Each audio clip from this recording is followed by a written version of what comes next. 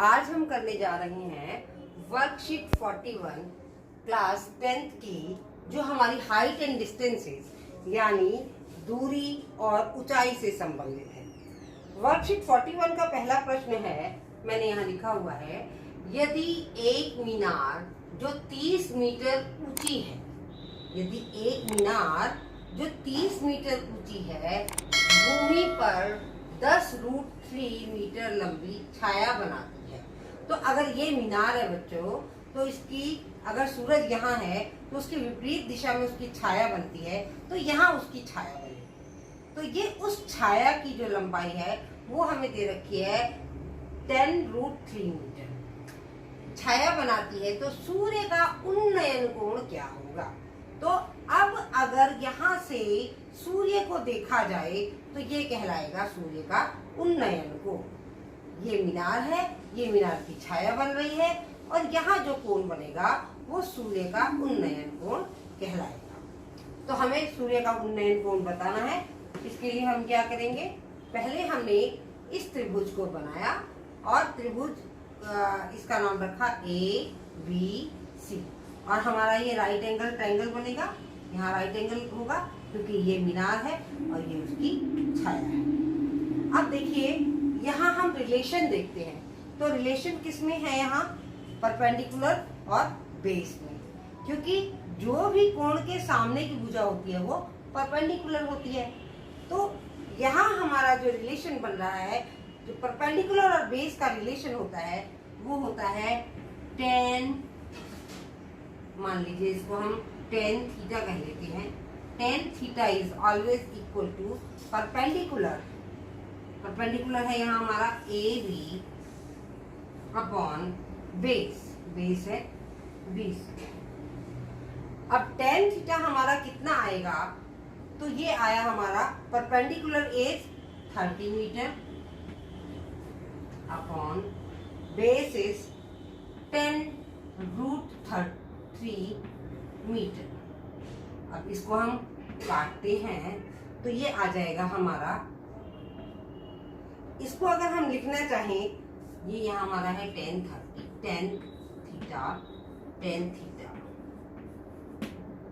अब नीचे से हम √3 हटाते हैं तो हम क्या करते हैं, ऊपर अगर हम ऐसा लिखें √3 इंटू √3 अपॉन √3, मीटर से मीटर तो कट चुका है, तो हमारा इसका आंसर आ गया tan theta is equal to √3। इसका मतलब जो थीटा इज इक्वल टू आपका आ जाएगा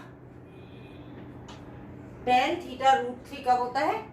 60 डिग्री पे, तो थीटा इज इक्वल टू आ जाएगा 60 डिग्री। ये बच्चों हमारा आंसर है। तो सूर्य का जो उन्नयन कोण है वह 60 डिग्री होगा। ये हमारा पहला क्वेश्चन था। नेक्स्ट, तो बच्चों सेकंड क्वेश्चन है, एक सीढ़ी दीवार के साथ 60 डिग्री के उन्नयन कोण पर झुकी हुई है। ये हमने दीवार बनाई और ये हमारी है सीढ़ी। ये सीढ़ी जो है ये दीवार के साथ 60 डिग्री के कोण पर झुकी हुई है। यदि सीढ़ी का पैर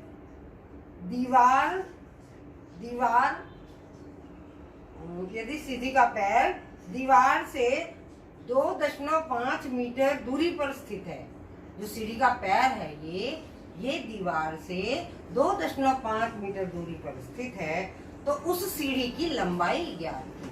यानी बच्चों अगर ये सीढ़ी का नाम AC है तो हमें AC की लंबाई ज्ञात करनी है और दीवार की लंबाई हमें नहीं दे रखी है, परंतु दीवार से सीढ़ी के पैर तक की लंबाई दे रखी है और ये दे रखा है कि ये इससे 60 डिग्री पर ये सीढ़ी जो है झुकी हुई है।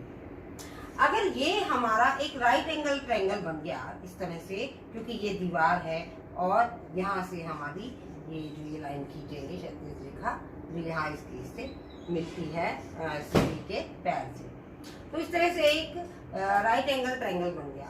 अब ये 90 डिग्री का है और ये 60 डिग्री का दे रखा है, तो ये हो जाएगा 30 डिग्री का, क्योंकि एंगल सम प्रॉपर्टी के अकॉर्डिंग जो है sum of all the angle should be 180 degree. तो अब हम यहाँ रिलेशन देखते हैं, हमें निकालना क्या है, हमें AC निकालना है और हमारे पास ये एंगल है, तो इसके सामने जो दिया हुआ है वो हो गया हमारा perpendicular. Perpendicular upon hypotenuse, perpendicular upon hypotenuse हमारा होता है साइन थीटा। तो हम क्या करते हैं कि साइन 30 डिग्री, ये जो साइन 30 डिग्री ये हो जाएगा हमारा परपेंडिकुलर अपॉन हाइपोटेन्यूज, और यहाँ परपेंडिकुलर है हमारा BC और हाइपोटेन्यूज है हमारा AC। और साइन 30 कितना होता है हमारा, साइन 30 होता है हमारा 1/2, और BC कितना दिया हुआ है यहाँ हमारा 2.5 मीटर, और AC कितना दिया हुआ है, AC हमारा दिया नहीं है, हमें निकालना है। तो बच्चों हम क्रॉस मल्टीप्लाई करेंगे तो यहाँ AC आ जाएगा, ये 2 इधर चला जाएगा, तो AC बराबर आ जाएगा 2.5 × 2 मीटर, और AC will be equal to 5 meter. So here what is AC? AC is the length of the ladder. उस सीढ़ी की लंबाई है, तो सीढ़ी की लंबाई आ गई आपकी 5 मीटर। सीढ़ी की लंबाई बराबर है 5 मीटर। तो बच्चों थर्ड क्वेश्चन है हमारा, एक समतल पर खड़ी एक मीनार की छाया की लंबाई, एक समतल जगह पर एक मीनार की छाया की लंबाई मीनार की ऊंचाई, जितनी मीनार की ऊंचाई है उसकी √3 गुना है। ठीक है, तो सूर्य का उन्नयन क्या कोण क्या होगा, यदि हम यहाँ से खड़े होकर देखें तो सूर्य का उन्नयन कोण क्या होगा, ये हमें बताना है। ये हमारी मीनार है, इसकी जो ऊंचाई है उसकी जो छाया है वो उसकी √3 गुना है, √3 गुना है। ठीक है, तो मान लेते हैं, हमने माना भवन की जो ऊंचाई है या जो मीनार, इसमें एक मीनार की जो ऊंचाई है, माना मीनार की ऊंचाई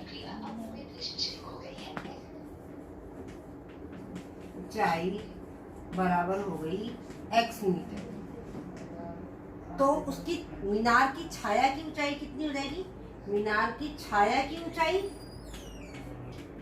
हो जाएगी √3x मीटर। और हमें पता क्या लगाना है, ये उसका उन्नयन कोण। अब ये देखिए, यहाँ जो उन्नयन कोण के सामने है वो परपेंडिकुलर होगा या लंब होगा, और जो उसके साथ में है उसका आधार या बेस होगा, और लंब और आधार में जो संबंध स्थापित करता है वो होता है tan थीटा। इसका मतलब tan theta is equal to perpendicular upon base. यहाँ हमारा परपेंडिकुलर क्या है, AB, और बेस क्या है हमारा BC। तो जो tan थीटा है हमारा, tan theta is equal to हो जाएगा, AB है हमारा x, तो BC हमारा √3x। ये भी मीटर है और ये भी मीटर है, मीटर से मीटर कट जाएगा, x से x कट जाएगा, तो हमारा tan theta is equal to आ जाता है 1/√3। और 1/√3 कब होता है tan theta, theta is equal to 0 पर 0 डिग्री होता है, और 30 पे होता है हमारा 1/√3। तो ये आ जाएगा theta is equal to 30 degree. तो ये जो एंगल है हमारा आ गया 30। ठीक है, नेक्स्ट क्वेश्चन करते हैं। तो बच्चों हमारा फोर्थ क्वेश्चन है, एक 50 मीटर लंबे खंभे की छाया 50/√3 मीटर है, तो सूर्य का उन्नतांश कितने डिग्री है। सेम जैसा ये क्वेश्चन था वैसा ही ये क्वेश्चन है। आपको ये खंभे की लंबाई दे रखी है और उसकी छाया की लंबाई दे रखी है, इन दोनों में जो रिलेशन होगा वो होगा tan थीटा का परपेंडिकुलर अपॉन बेस में। तो हम लिखेंगे tan theta is equal to P/B। अब ये P है, P कितना है हमारा 50 मीटर अपॉन B कितना है हमारा 50√3 मीटर। m से m कट जाएगा, 50 से 50 कट जाएगा, तो हमारा आ जाएगा 1/√3 और tan थीटा। तो tan थीटा 1/√3 कब होता है? जब 30 डिग्री होता है। तो थीटा इज इक्वल टू आ जाएगा हमारा 30 डिग्री। तो उसका उन्नतांश जो है वो कोण 30 डिग्री आ जाएगा। तो बच्चों फिफ्थ क्वेश्चन है 10√3 मीटर ऊंचाई वाली एक मीनार के शिखर का भूमि पर उस मीनार के पाद से 30 मीटर की दूरी पर स्थित बिंदु से उन्नयन कोण क्या होगा? तो ये हमारी मीनार है AB और ये बिंदु है जो मीनार के पाद से 30 मीटर की दूरी पर ये C बिंदु है। यहाँ से जो कोण बन रहा है ये कोण क्या होगा, ये हमें दर्शाना है। तो हमने इस त्रिभुज का एक राइट एंगल ट्रायंगल बन रहा है, इसका नाम रखा ABC। फिर वही जैसे क्वेश्चन हमारे आ रहे थे सेम क्वेश्चन ये भी है। tan थीटा इसमें अप्लाई होगा।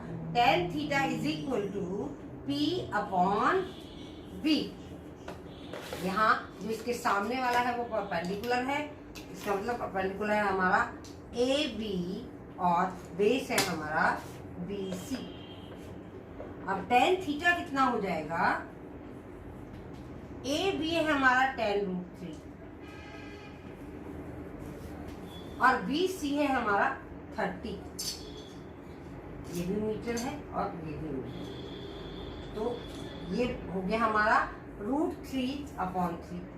अब जो √3 है इसको तो हमने ऐसे लिख लिया और 3 को हम लिख सकते हैं √3 × √3 मीटर। अब √3 से √3 कट जाएगा तो ये आ जाएगा 1/√3 और tan थीटा की वैल्यू हमारी 1/√3 कब होती है? जब थीटा हमारा होता है 30 डिग्री। तो यहाँ आ गया theta is equal to 30 degree. तो यहाँ का जो उन्नयन कोण है वो फिर आ जाएगा हमारा 30 डिग्री। अगला क्वेश्चन है हमारा दो खंभों की ऊंचाई। इसमें दो खंभे दे रखे हैं, हमने खंभा बनाया AB और CD। दो खंभों की ऊंचाई 16 मीटर और 10 मीटर है। ये जो AB है इसकी पूरी है 16 मीटर और इस खंभे की ऊंचाई है 10 मीटर। के शिखर एक तार द्वारा जुड़े हैं। तो इस खंभे का शिखर ये और इस खंभे का शिखर ये तार के द्वारा जुड़े हैं जिसकी लंबाई L है और ये जिससे जुड़े हैं इसकी लंबाई इसमें बता रखी है L है। यदि तार क्षैतिज समतल से 30 डिग्री पर झुकी है, यदि जो तार है वो क्षैतिज समतल, ये हो गया हमारा क्षैतिज समतल, इससे 30 डिग्री पर झुकी है तो L क्या है? तो ये हमें लंबाई बतानी है।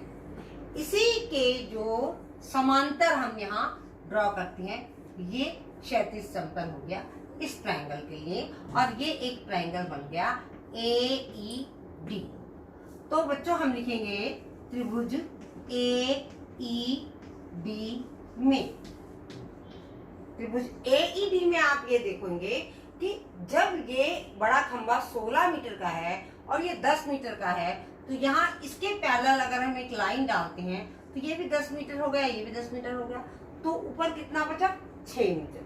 तो ये जो एंगल है इसके सामने जो ये है परपेंडिकुलर, AE परपेंडिकुलर है तो ये हो गया 6 मीटर और बेस हमें पता नहीं है और ये एंगल दिया हुआ है। तो इसका मतलब अगर हम परपेंडिकुलर अपॉन बेस और थीटा लगा के tan थीटा लगा के करें तो हमें यहाँ का ED मिल जाएगा। तो इसमें हम क्या करते हैं, इसमें tan 30 degree is equal to हो जाएगा हमारा AE अपॉन ED और tan 30 कितना होता है हमारा 1/√3 इज इक्वल टू AE कितना दिया हुआ है हमें? AE दिया हुआ है 6 मीटर और ED हमें निकालना है। तो ED अगर हम इधर क्रॉस मल्टीप्लाई कर दें तो ये आ जाएगा हमारा ED is equal to 6√3 metre. इसका मतलब जो हमारा ED यानी बेस है ये आ गया 6√3 मीटर। अब हमारे पास परपेंडिकुलर भी है और बेस भी है, और इस ट्रायंगल का हमें क्या निकालना है, कर्ण यानी हाइपोटेन्यूज। उसमें हम पाइथागोरस थ्योरम लगाएंगे। पाइथागोरस थ्योरम में क्या हो जाएगा कि AE square plus ED square is equal to AD square. तो AD का whole square is equal to AE square plus ED square, ED square. अब AE है 6 का स्क्वायर प्लस ED 6√3 का होल स्क्वायर। सो ये हो जाएगा 36 and this is 36 into 3। So what is 36 into 3? 3 6 18, 3 3 9 और 1 10, 108। तो इट विल बी 108। तो AD square is now here AD square is equal to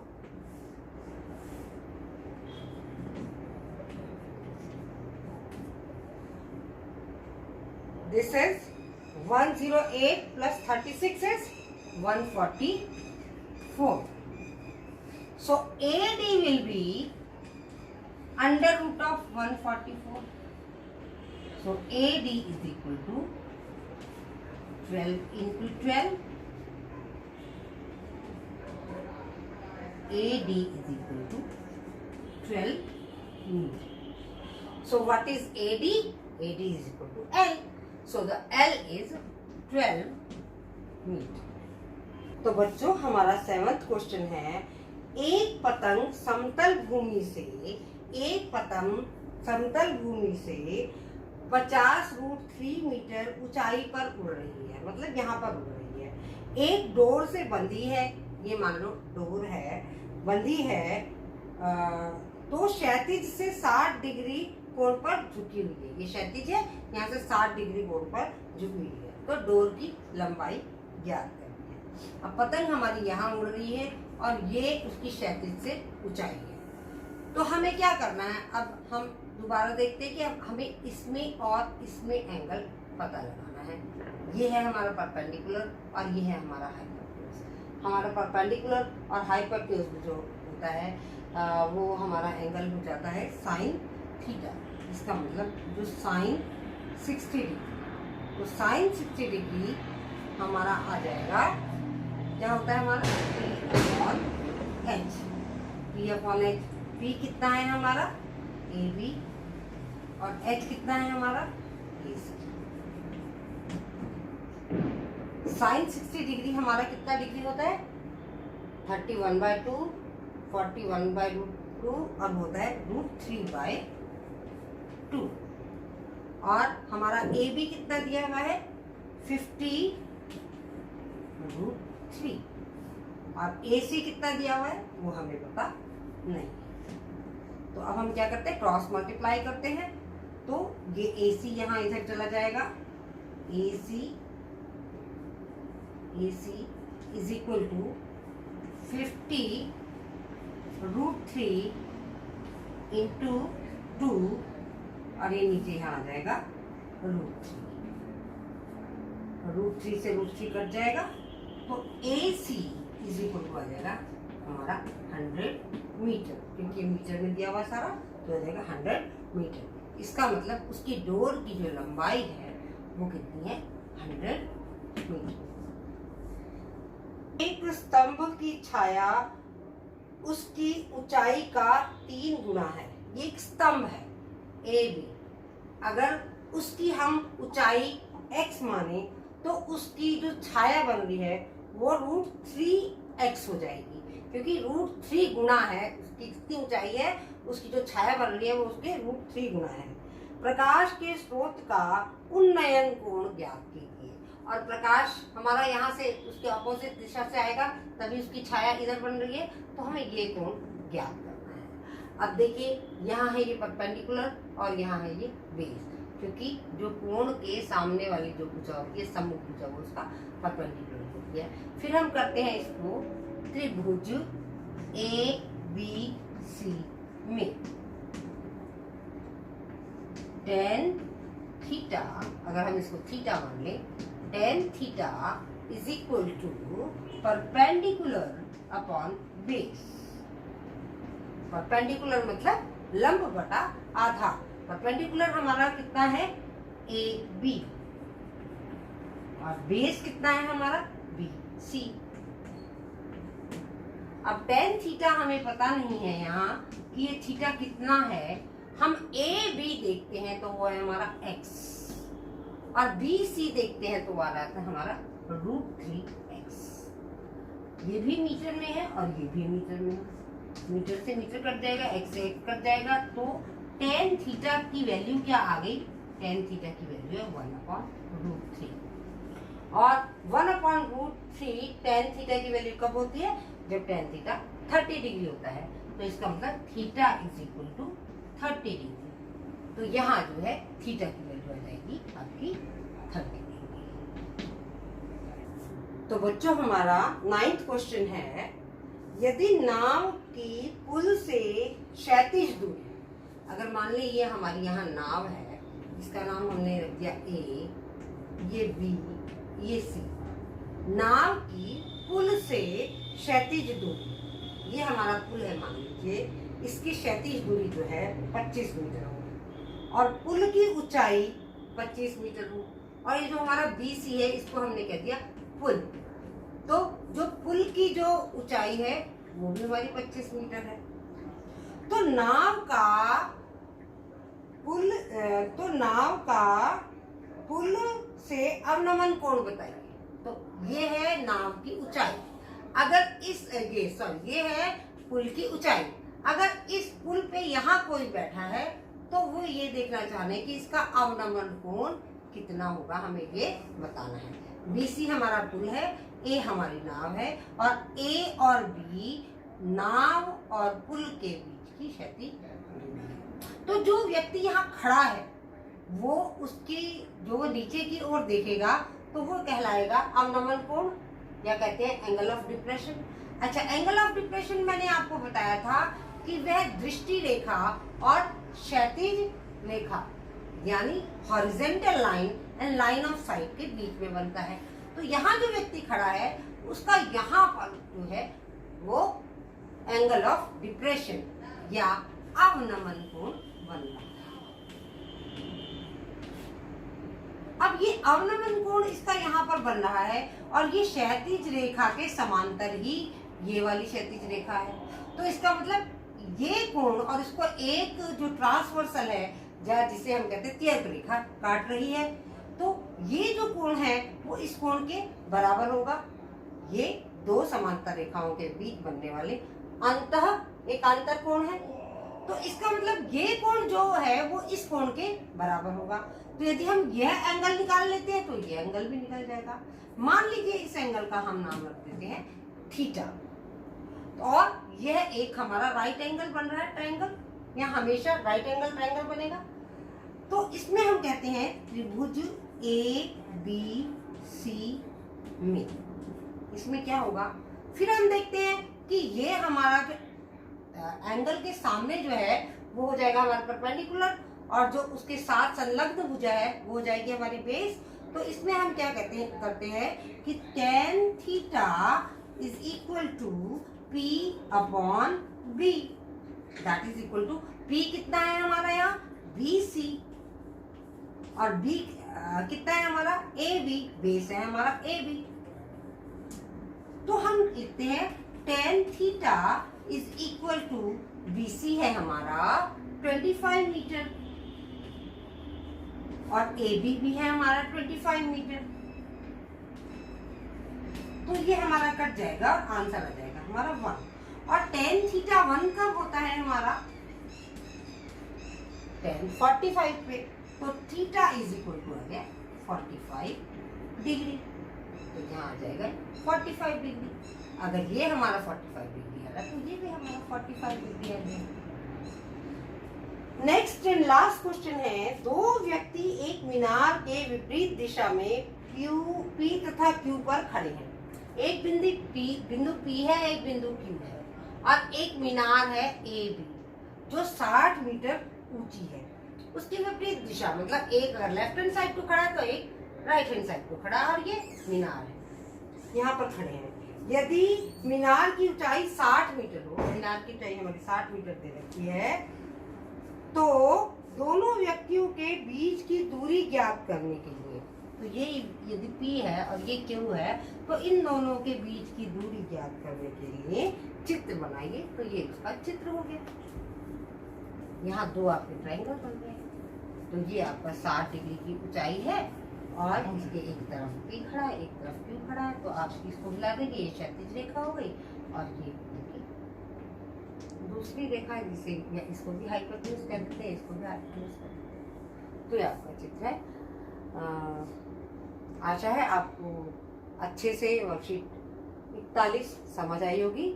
इसे जल्दी से करके भेजें। धन्यवाद।